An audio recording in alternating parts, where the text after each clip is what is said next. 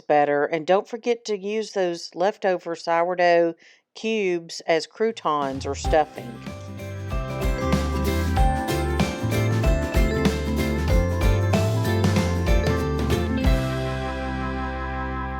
Hi friends, Miss Katie with Heritage Ways.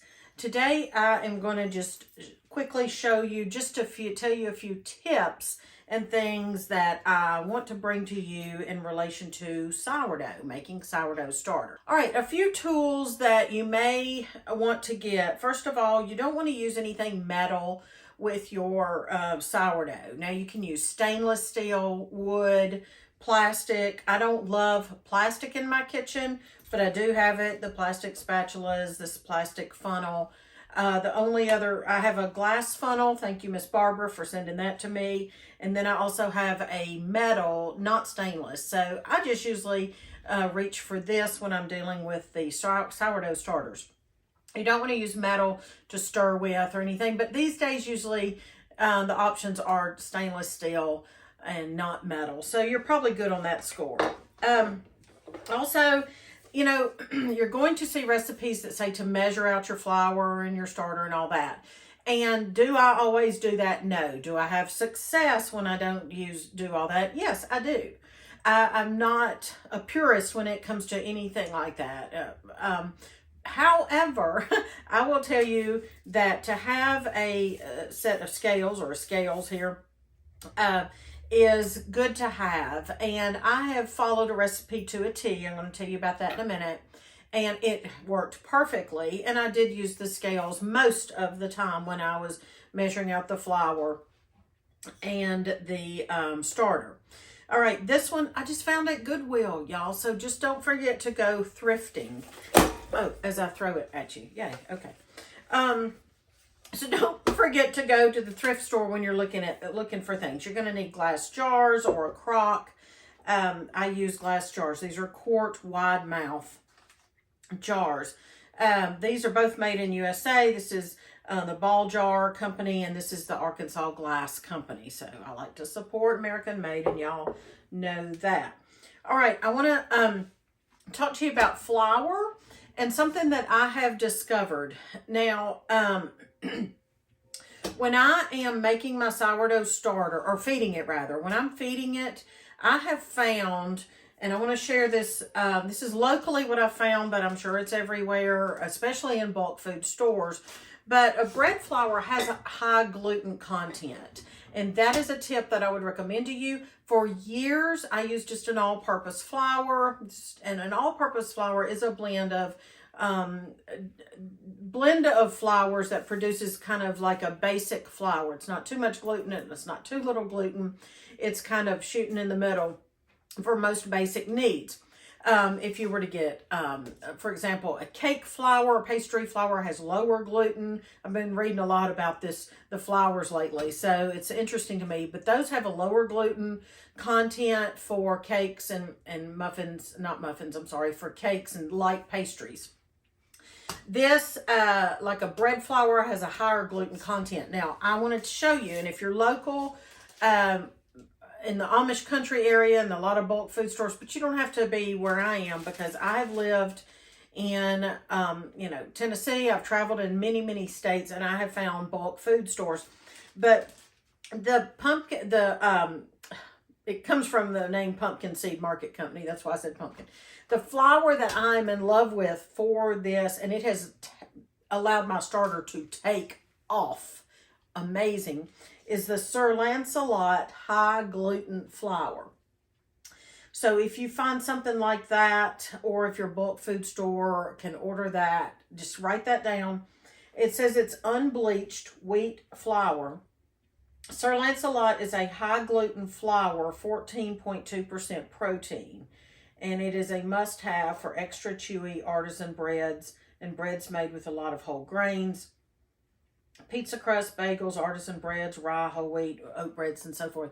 So I am thrilled. I saved this bag so I could show y'all and tell y'all about the Sir Lancelot high gluten flour.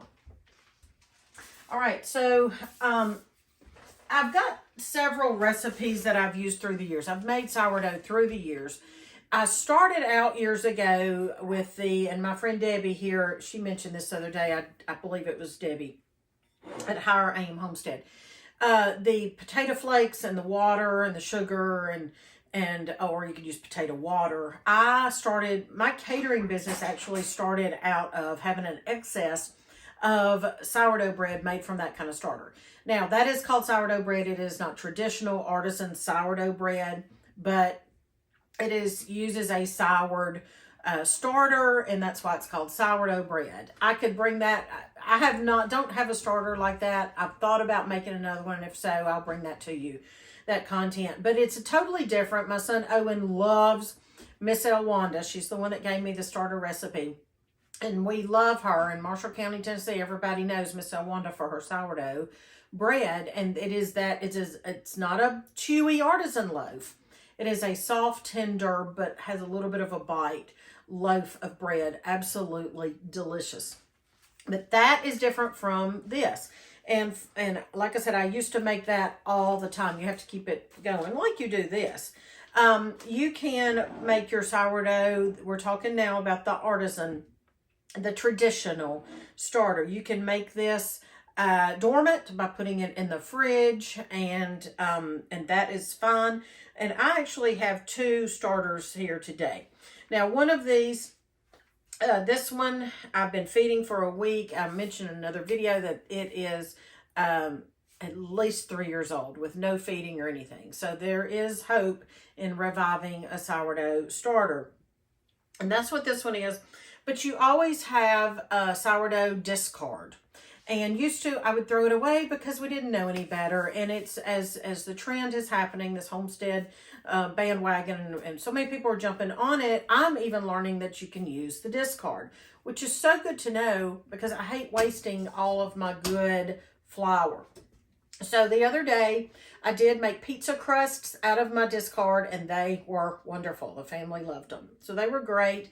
The discard really is, when you have to pour off your starter to add more flour and water, that's called the discard. And it's really not discard worthy. It's not trash worthy. You can use it as a leavening agent. And sometimes it might not be as active as your starter itself, but I find that it is if I'm just pouring this off, and I'm going to use it right now. So I'm interested in sourdough discard recipes right now. And this is when I want to tell you about the recipes that I've used through the years. Now, I have used this Alderman Farms sourdough recipe, and it's fine. Basically, all of the recipes for sourdough bread are going to be basically the same. I've used Emily's sourdough. It says vanillaandbean.com in the past. But you know what I'm enjoying now, and I share this. I'm not affiliated with any of these products or anybody I'm telling you about. I'm just sharing with you that I found that if you go to the King Arthur website, kingarthur.com, I guess it is, or King Arthur flour, whatever King Arthur Baking Company. Just type in a search engine King Arthur flour, and it's going to come up. And I've loved the King Arthur products for years, but I don't buy them now because they are a little more expensive, and I can get the same quality in my bulk stores. But check out those recipes that are on the website. Now, you're going to see a sourdough starter itself, the starter itself, the recipe for that on the website. And that is what I did here in case my one that I was trying to revive, in case it didn't work. So I did it here in day 1 was October 27th. And I milled using my grain mill, rye flour, and half a cup of water, which is what it says to do on day 1. 1 cup of rye flour, if you have it, or bread flour, and a half a cup of water. Another tip to tell you is to use pure water. You don't want tap water. You don't want the chlorine in it. If you wanted to put it in a jar or pot or something and let the chlorine evaporate overnight, you could do that. I've never done that because I don't even completely trust that theory, but they say you can do that. I do use my Berkey, I know there's some controversy on that, so I won't go down that path today. But we still love and believe in our Berkey, and it is much better than the tap water option that we have. So there's that thrown out there today. Anyway, this is the starter that I did make, and it is doing very well. So I'll be pouring off discard from that, and I'm going to make sourdough bread machine bread today. So we'll see how that goes. That's new to me. So I was telling you about the King Arthur. There are a lot of recipes on that site, and I have a homekeeping book. You may do too. It's just, you can just call it a notebook with recipes in it. If that's all you want to put in it, that's fine. But you can print these off. So that's something, a tip I wanted to remind y'all about, that you can go to websites, print off the recipes, and put them in your book or keep them somehow. And I have several sourdough discard recipes that I'm going to try. And I just wanted to remind you that you can go to that website. There are so many other resources that you can go to. My friend Mary at Mary's Nest is just a phenomenal woman. She's just a sweet, sweet friend.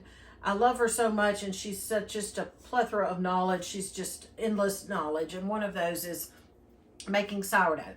Miss Vicky at Vicky's Country Home is another one. She has a lot of sourdough video content. You can go there. But anyway, there's several options for you. I just wanted to throw out those tips to tell you. Right now, I'm going to use my scales, and I am going to measure. I'm actually going to put the right amount of discard in discard in these jars, which I'm going to feed, and that will start my new starter, and then what's left will be used to make my discard recipes. That may have been confusing what I just said. What I'm doing is I am not going to use these jars. I'm going to actually fill. I want to show you. Let me show you how to use this, because you might not be aware. I mean, I hope you can see that. There may be a glare. Right, I hope you can see this. There may be a glare, but all right. So it's kind of dirty too. All right, so I have my so before you have your jar on here, let me start from scratch. All right, so I've got it on grams. You can change your unit. This is called the Taylor Biggest Loser. I don't know who makes this. It doesn't matter. All right, you can change the unit. So see the pounds and ounces, which is what I typically use. But in this case, I change it to grams. Okay, and then I'm going to put my jar up here that I'm going to put my new starter in to feed it. Just to start all over, to have a clean jar is the reason I'm doing this. My jar weighs 43.3 grams, and I want to hit the tare, T-A-R-E button, and bring it to 0. So then what I'm doing, I think I'm crooked there, sorry about that. And then what I'm going to be doing, let's see if I can do it upside down here. If I'm using a funnel, I don't know if I need the funnel. And I'm going to put 113 grams of starter in here.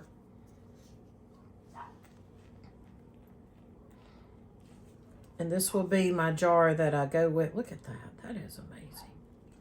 This will be my jar that I continue to feed. Oh my, this is amazing. This is amazing. And this is, again, the King Arthur method. Okay, 103. I'm wanting 113. If I get a little over, I'm not torn up about it. It's 118. I'm not going to worry about it. All right, and then what's left, I'm calling my discard. So I will be using this to make whatever I'm going to make, whether I make my bread machine bread or my cake or my English muffins or whatever I'm going to make with my discard. Then I've got my 113 ish grams, which is what I need for a starter. And then I'm going to add 113 grams of flour to this. I could add it and then I could put it in here and just add it together, or I can, no, wait, sorry. Or I can just weigh the flour itself. See, how much does this weigh? Okay, tare means bring it down to 0. So that accounts for the container there. But anyway, I want 113 grams. You never want to scoop your scoop down in your flour, and then that'll pack it down. Okay, so what do I have? 135. See, a cup. If I measured a cup, it'd be too much, you see. So this is why scales are helpful. There, okay. This is why scales are helpful, because they're more accurate. Your temperature, a lot of things affect your flour. Your temperature, humidity, whether it's been packed down, how you dish it out of the container, all kinds of things. All right, now I'm going to add a half a cup of water. Half a cup of water. Actually, this is roughly 113 grams as well. Okay. Then I'm going to stir it. Actually, I've got this stainless steel spoon. I'll just stir it with this since I have it out. And this is how I feed it according to the, you know, traditional and the authentic way. You do want to make sure all your flour is incorporated and it's wet.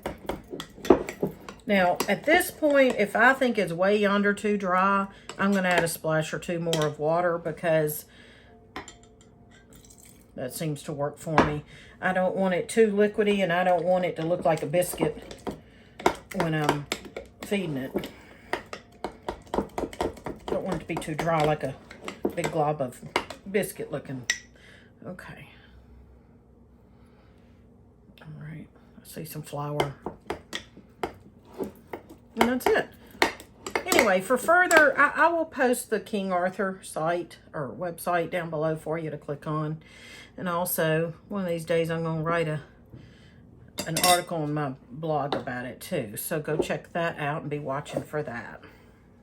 Well, I hope that was helpful to give you some tips about using the bread flour and the funnel, the plastic or wooden or stainless, how to feed the starter,